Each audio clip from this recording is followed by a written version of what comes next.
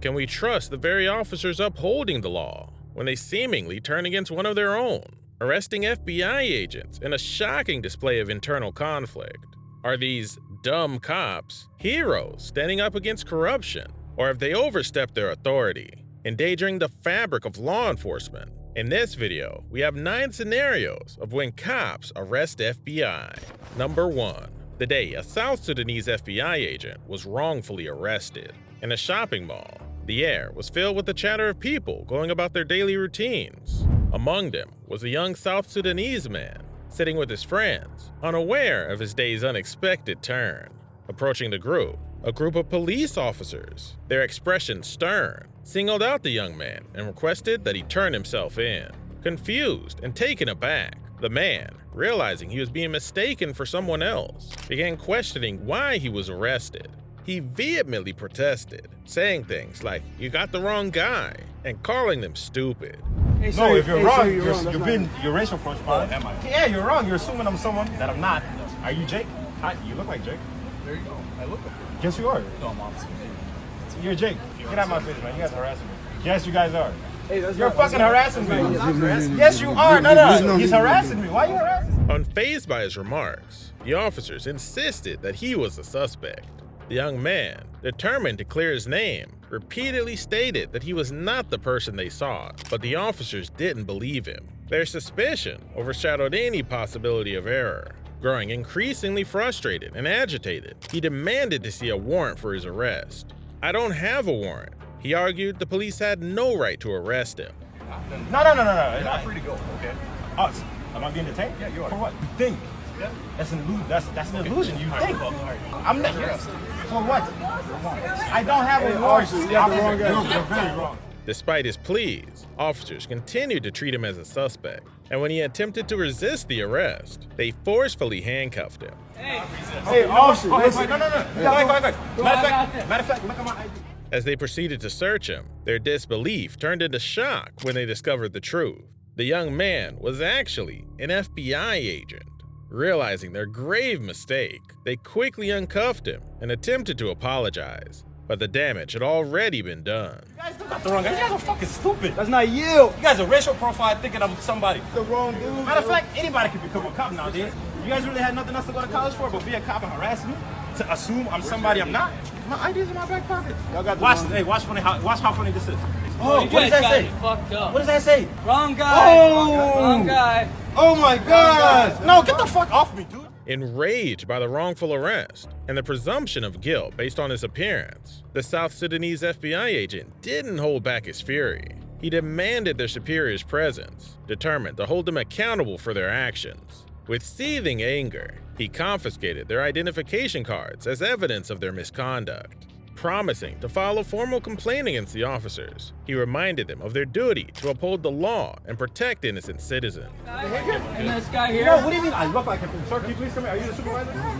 These guys are racially profiling me. They assume I'm someone that I'm not. And they said, nope, you are. I'm positive you are. So, I need their cards. I need your card. I need your card. I need your supervisor. That's your supervisor. Why is that? With emotions still running high, the young FBI agent vowed to seek a resolution and hoped his experience would spur positive change within the police force. A simple misunderstanding had become a powerful lesson for all involved, leaving everyone pondering the consequences of snap judgments and the need for greater understanding and empathy in pursuing justice. How you guys work nowadays? You assume someone is someone and that's it? That's all you guys need? Yeah? It wasn't allowed to talk. Somebody arrested him. Assume I'm someone and try to... Right, and he made a mistake, and then once he figured out who you were, he unhandcuffed. Huh? Matter of fact, I wasn't going to jail anyways. You got life fucked up. You ain't gonna just... For the young FBI agent, it was an unfortunate lesson in the fight against wrongful arrests and pursuing justice for all. Don't forget to subscribe to our channel for more insane videos like this. Now, in our next clip, cops make a crazy mistake.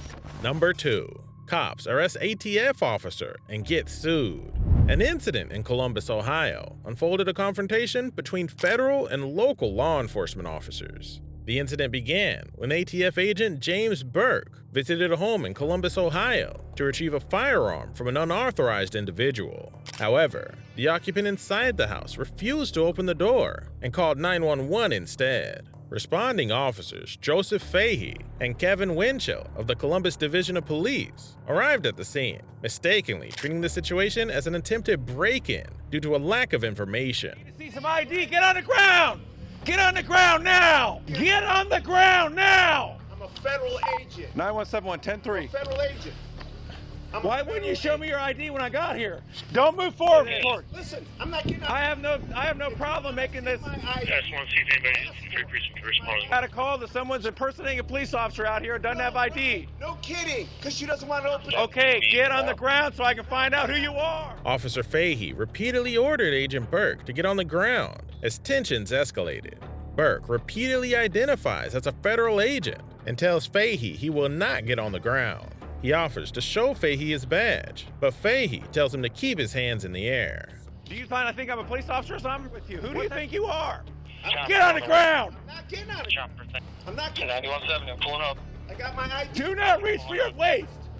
Keep your hands up! Get on, face down, on the ground. Face down now! Face down! You're Fine, the you one settle making in the a second. mistake. Settle in. Face down now, all the way down, all the way. The jurisdictional boundaries between federal and local law enforcement agencies can be convoluted. Generally, local police officers possess the authority to issue lawful orders to federal agents when necessary to fulfill their duties. While both Agent Burke and Officer Fahey were operating within their jurisdiction, the legality of the orders given by Officer Fahey remains uncertain without further context. Although Burke repeatedly states he's a federal agent, Fahey orders him to get on the ground. Once Officer Winchell arrives on the scene, Burke decides to comply with the officer's commands and gets on the ground. Following Burke's submission, Winchell and the other officers attempt to place Burke in their patrol vehicle. Burke complied, but the officers attempted to handcuff him instead of checking his badge. Burke pleaded with the officers, who held him face down on the sidewalk. His glasses came off and fell onto the ground. Fahey tased Burke, and after handcuffing him, the officers got Burke's identification out of his pocket. However, instead of releasing Burke, the officers forced him into the back of a cruiser until other officers arrived. Sir, I'm just trying to do my job. Just get in the car! Wait. No, you knew what you were doing. Sir, calm down. Relax. Sir, hey, just talk to me for 1 second, please. Get in the car, No, we'll wait. talk later. Sir, wait. You had your once tried. I did. Get in the car. Wait. Now! Okay, sir, let me breathe. Sit down and breathe. Let me breathe. I have a medical condition. We're getting Sir. your legs in, we're closing this door. Sir, Get your legs in. I need air. I'm asking for an You ambulance. got a medic coming, get in the car! Sir, I don't need the medic. Yeah, no, you don't want one. Get in the car! In the car. Get all Sir, the way I in. can't breathe. During the interaction, the officers discussed the possibility that Agent Burke was at the location to follow up on a purchased shotgun, a common duty for ATF agents. The ATF, responsible for investigating federal firearms, explosives, arson, and smuggling laws, is empowered to seize property subject to forfeiture, including illegally possessed firearms. The officers decide to visit the house the ATF agent was trying to visit to retrieve the firearm, and the occupants of the house explain what happened. Are you guys the ones that originally called? Yes. Okay. I have to open the door because he's a police. I tell him I can't open the door because my husband. For officers on- Okay, you have to open the door. I tell him I'm sorry, I can't. Stay with my kid. You Did he have ever try to? stay. Did he ever try and break the door or anything like that? Yes, he is still knock and he say I will stay here and don't open Okay. the door because you Okay. are liar. Okay. Very good. There's a chance the sergeant might want to talk to you, so thank you very much. Okay. Good. What do you think of this situation? Let us know in the comments. Number 3. FBI agent chasing Florida corruption complaint ends up locked in a patrol car. In a bizarre incident in Northwest Florida, an FBI agent named Alexis Hatton was investigating a complaint about police corruption when things turned out unexpectedly. Hatton had traveled from Panama City to Carabel to inquire about a citation issued to a prominent businesswoman by the Franklin County Sheriff's Office. However, upon arrival, he faced skeptical deputies who doubted his identity. Attempting to prove his legitimacy, Hatton presented his FBI credentials, revealing that he had spent over 3 decades investigating police corruption and civil rights violations. Okay, that's awesome. Okay. That'll work. You run your body cam? I am now. Because I don't know how legit you are at the moment. The FBI. Okay. You got that on body cam? I do, but I don't understand what the problem is with you meet me at the office. Fearing they might be dealing with a potential imposter or threat, one of the deputies, Gordon, called his supervisor, Sergeant TJ Carroll, for guidance. Hey TJ, this guy is telling me to turn my body camera off and telling me he's going to contact other people to get involved with this. Let me get his tag number real quick. It's going to be LKST57.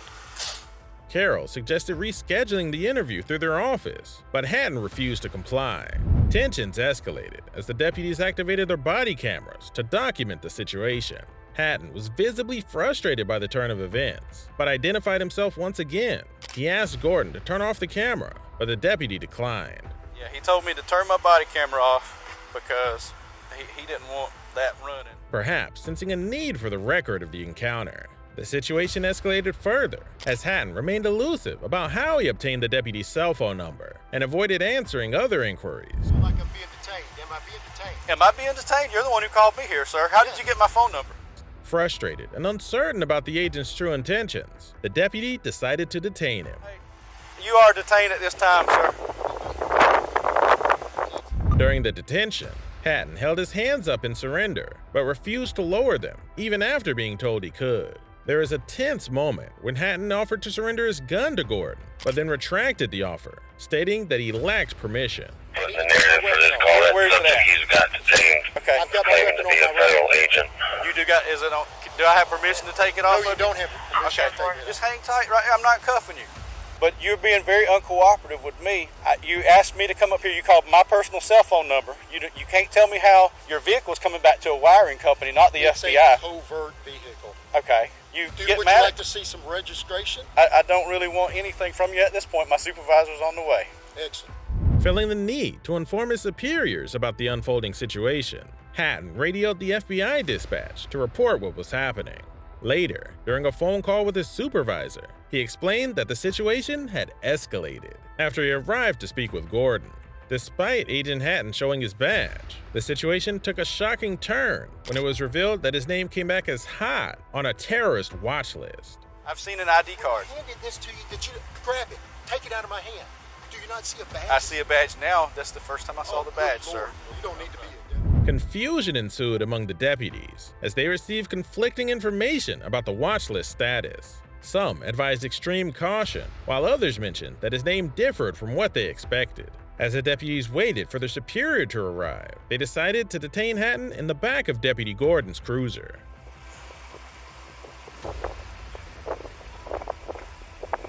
Yeah, somebody's talking back to him on the radio.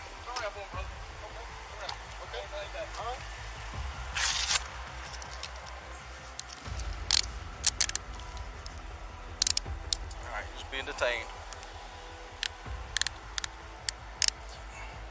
Double lock them. You don't have any yet, You're but right just now being we're detained, running you sir. through multiple federal databases. You got any other weapons on you, sir? No, just my wallet. All right, I'm just gonna pat you down real quick. Go ahead. But since you don't want to give us no info for nobody to contact, That's just the wallet that I you can was tell you showing me a one while thing. ago. Yeah, that's my wallet. well, if you go to jail, I'm gonna impound this to the sheriff's office. I'm gonna get a search warrant. I'm gonna touch everything. Yeah, no, good. You gotta My unlock telephone's this on there, first. okay, brother? Franklin the 5. Are you able to take a call from FBI? Just take the whole rack down. Please, sir. 33. Which had tinted windows. Feeling trapped and alarmed, Hatton started yelling for help shortly after being placed in the vehicle. While Hatton was locked inside the cruiser, another officer communicated with the agent's supervisor. The officer confirmed that Hatton was a legitimate FBI agent and was in the area for official business. Yes, sir. There, brother. Okay.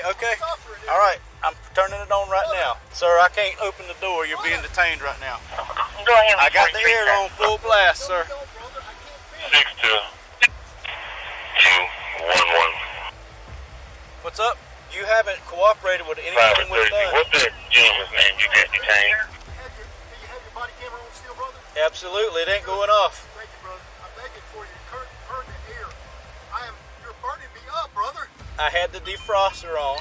No, you didn't. Brother, I need air. God almighty. He is legit. 10-4. So we can. So they just said. 10-4. right. That's what I'm doing right now. They just called back. Sheriff Y'all said gonna he is let him go? What's he doing here? He is legit. 10-4-5. Who just called? Upon realizing their mistake, the deputies released Hatton from the patrol car. However, the ordeal had taken a toll on the agent's well-being. He repeatedly requested that they call 911, expressing a need for medical attention. All right, sir. Call 911. I need a medical attention right now. Unlock me. Call 911.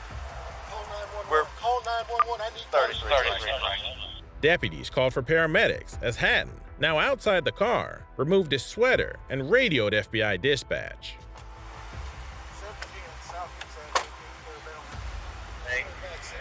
Condition corrected. They were in there. They were running the heat on me. He is, yeah. But just the way he's been acting like this, he's just, yeah. You've been verified now. Emergency medical workers arrived on the scene and assessed Hatton's condition. Despite his request to be taken to a hospital in Tallahassee, the officers remained doubtful about the severity of his injuries or illness. This skepticism further added to the tense situation. And we put him in the back, and after that, started complaining of shortness of breath, vision loss, and whatever else he's got going on. And he claims I had the heat on in the car, but I don't. The incident, which started as an FBI agent's investigation into a complaint about police corruption, had spiraled into a highly charged encounter with law enforcement, leading to confusion and suspicion, and ultimately raising concerns about the treatment and well-being of the agent. But how careless can the FBI be? Here's where the table turns, because the FBI is in the wrong in this one. Number 4. Police arrest FBI agent suspected of shooting at Grand Rapids police sergeant. In a shocking and tragic turn of events, Special Agent Ruben Hernandez, a seasoned FBI officer, committed an unthinkable act by opening fire at a police sergeant in Grand Rapids, Michigan. The incident occurred at the Planet Fitness Gym on 28th Street in the early hours of December 6th. The situation escalated rapidly when Hernandez, seemingly under the influence of alcohol, walked into the gym brandishing a firearm. Concerned citizens immediately called the police, and Sergeant Neil Gomez responded to the scene. Without warning, Hernandez fired 3 shots at Gomez from a distance of about 30 to 35 yards. Fortunately, no one inside the gym was injured, and Sergeant Gomez managed to avoid being hit as well. Get covered! Get covered! Additional police units arrived to secure the area, heavily armed and equipped with shields.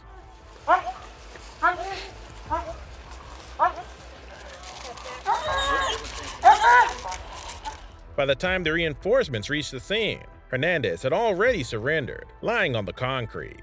His firearm was found in the gym's parking lot.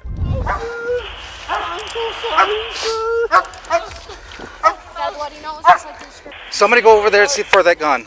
Stand by, I'll have to look through the call and see if it was noticed. Thank you, sir, for doing the right thing, sir. For doing the right If it's there, don't pick it up. He's got a badge. I will not hurt you, sir. Federal Bureau of, he's an FBI agent. FBI agent, sir. I will not hurt you, sir. Believe me, sir. Sir, thank you, your man, for doing the right thing. During the arrest, it became evident that Hernandez was mentally impaired when he committed the act. He appeared confused and disoriented during the subsequent interviews with law enforcement. Further investigation revealed that Hernandez had a blood alcohol level of 0.13, well above the legal limit for intoxication, which is 0.08. This discovery indicated that his judgment had been severely impaired due to his alcohol consumption. In the following legal proceedings, Hernandez pled no contest to the charges of assault with a dangerous weapon, a serious 4-year offense. Prosecutors dropped a more severe charge and a misdemeanor count of brandishing a firearm in public as part of a plea deal. In addition to the jail term, Hernandez was on probation for 2 years. This incident also led to removal from his position as an FBI special agent in Las Vegas. Does racial profiling ever stop? What happens when a detective gets pulled over by his colleagues? Number 5. He was a detective with the Kansas City PD, and he still got pulled over for driving while black.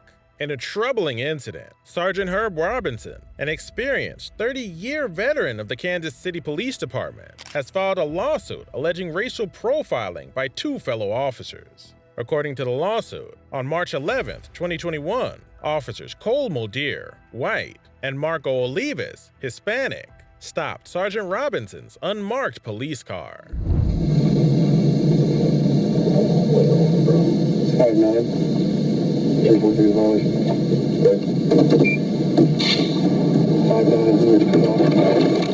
During the stop, the two officers reportedly approached Sergeant Robinson's vehicle with aggression, yelling at him without any apparent reason. Sergeant Robinson firmly believes that he was targeted and stopped solely because of his race, which he sees as an act of racial profiling. Look, listen, your plates don't come back to this thing, so you should do a traffic stop on you. Where you at, bro? I'll be taking the route. Okay, get the fuck out. Why? I'm in a police uniform. Fortunately, the situation didn't escalate further. Robinson was able to identify himself as a fellow police officer, and upon realizing his identity, the officers released him, allowing him to go without any charges or accusations of misconduct. The lawsuit raises concerns about potential racial bias within the police force and highlights the need for accountability and awareness. Racial profiling is a serious matter that can endanger trust between law enforcement and the communities they serve. Back to the matter of the carelessness of FBI agents. Here's another video where an FBI agent shoots at someone. Number 6. Man accidentally shot by FBI agent doing backflip. In an unfortunate incident at a dance club in Denver, 24-year-old Tom Reddington became the unintended victim of an accidental gunshot. The incident occurred when 29-year-old FBI agent, identified as Chase Bishop, was dancing and showing off his moves. During his dance routine, his firearm fell out of his waistband. Startled by the loud noise, Tom Reddington initially thought it was just a firecracker going off. However, he soon realized the severity of the situation when he saw his leg turning red. It became apparent to him that the FBI agent's discharged weapon had shot him in the leg. Upon realizing what had happened, Chase Bishop gave a shrug and walked off the dance floor. The gravity of the situation was not lost on him. Still, it seems that the shot was entirely accidental, a result of the firearm accidentally discharging when he attempted to retrieve it. Tom Reddington, the victim of the incident, expressed forgiveness towards the FBI agent in an interview with ABC News. He acknowledged no ill intent or pointing of the gun at him, and he held no animosity towards the agent. Despite the serious consequences of the accident, Reddington stated that he didn't want to ruin the agent's life over this unfortunate incident. As a responsible law enforcement agency, the FBI has taken the matter seriously. They've acknowledged the incident and committed to holding the agent accountable for the accidental discharge and its consequences. Such incidents remind us of the importance of proper firearm handling and safety measures to prevent similar accidents in the future. As if that wasn't enough, the next video shows an FBI agent apprehended. What exactly did he do? Number 7. Body cam video shows takedown of FBI agent in Whitmer kidnap plot. In a startling turn of events, the story of former FBI agent Richard Trask has captured national attention.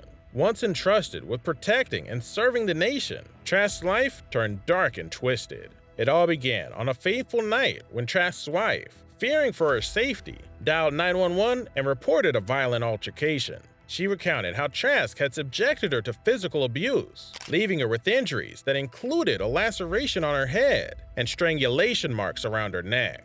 As the authorities arrived on the scene, Trask, well versed in police tactics and counterterrorism efforts, was apprehended without further incident.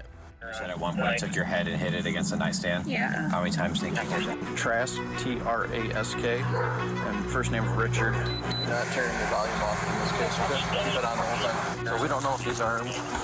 He's been drinking. Is he intoxicated? Trask. And counterterrorism. Yeah, he could be hiding anywhere. We're getting the kids out of the house right now. Body cam footage captured the dramatic arrest, showcasing the daily harrowing reality that law enforcement officers face. Trask's familiarity with police tactics made him a formidable adversary, heightening the risks involved with his apprehension. Hey, Richard. It's Deputy Kid, Kalamazoo County Sheriff's Department. Yeah, Richard, step up. What? Step out. All right. Turn. Stand your hands back. What is going on? Any weapons on you? No. Okay, where are your guns at? At the house, you have none with you though? No. You want to take them? Get a statement. While Trask's arrest shocked the nation, the repercussions of his actions were even more far-reaching. His dismissal from the FBI further eroded public trust in the agency and raised questions about its vetting process. The timing of his termination, just months before the federal trial for the alleged kidnapping plot, added another layer of complexity to an already convoluted case. Legal experts weighed in on the potential impact of Trask's Facebook posts on the trial. Although his partisan political activity didn't violate federal law, it undoubtedly brings to question his judgment and provided ammunition for defense attorneys seeking to reestablish an entrapment defense. However, proving entrapment is notoriously challenging, making the trial's outcome uncertain. As Trask prepared to enter a plea on his assault case, the nation eagerly awaited the federal trial for the alleged kidnapping plot. While his absence from the courtroom undoubtedly raised eyebrows, the focus remained on the pursuit of justice. The alleged plotter's defense team aimed to reveal any governmental involvement or sponsorship, saying that the crime would not have occurred without official interference. Here's another video of an officer charged for careless weapon discharge. Number 8. Dancing FBI agent not alone. Second officer faces charges for weapon discharge. This news report highlights another incident involving an accidental discharge of a law enforcement officer's firearm, this time in Steamboat Springs. Officer King, a police officer from Cheyenne, Wyoming, was attending a youth baseball tournament in Steamboat Springs when the incident occurred. According to King, he went to sit down, and while pulling up his pants, his gun accidentally went off, shooting a bullet into the bleachers. Fortunately, no one was seriously injured, but the bullet grazed Officer King. Body camera footage from responding police officers captured the aftermath of the incident. It was last month. Yep. So taking clip inside. Okay. Here. Yep. I go to pull up my pants, and I so happen to index. Bang. Shit through my pants here. I stand straight up, hits the bleachers, go straight through my pants here. Whoa. Right into the bleachers. In contrast to the high-profile case of FBI agent Chase Bishop, who was involved in a similar accidental discharge incident in Denver, the handling of Officer King's case stands out. In Steamboat Springs, within minutes of learning Officer King had consumed a small amount of alcohol before the incident, a police supervisor issued him a summons for disorderly conduct and reckless endangerment. Gonna issue a summons, okay? Yeah. For disorderly conduct, reckless endangerment. The Steamboat Springs police chief expressed dismay that Officer King had his gun in a holsterless device, considered unsafe and contributing to the accidental discharge. Additionally, he criticized Officer King for carrying a firearm while consuming alcohol, which is not allowed by his officers. The comparison between the handling of the two cases raises concerns about how these incidents are treated in different jurisdictions. In the case of the FBI agent, there was a delay in the arrest and charging process, and an internal review was initiated. The differing approaches to the two incidents highlight the importance of consistency in handling accidental firearm discharges by law enforcement officers, regardless of their agency affiliation. Impersonating a US Marshal and using a fake badge? How ridiculous can people get? Number 9. Police bust man impersonating a US Marshal in Florida. The incident began when law enforcement officers approached the man, suspecting he might be a law enforcement officer. They asked him if he had any weapons, to which he responded affirmatively, stating that he had a weapon on his hip. Is he a law enforcement officer? Do you have any weapons on you, sir? Yes, on my hip. Okay, so we thought. Are you a police officer? I'm not. However, when questioned further about his identity as a law enforcement officer, the man claimed to be a federal marshal. What are you? A federal marshal. Okay. All right, that's what we got to ask. No.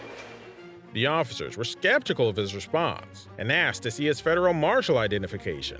The man had no identification, claiming he had just exited his house. The situation became more concerning when officers discovered that the man was carrying a real weapon without proper identification. So no, you're carrying a weapon with no ID on you? No, because I just stepped out of my house to get this. They asked for a contact number for his supervisor, but he refused to provide one. The officers realized he was carrying a fake federal marshal badge, which added to their suspicion. And you're a federal marshal. No. He's got a little Oh, badge. you're not? Congratulations, you're impersonating a police officer. That's a federal offense. Oh, yeah. Congratulations. That's a felony.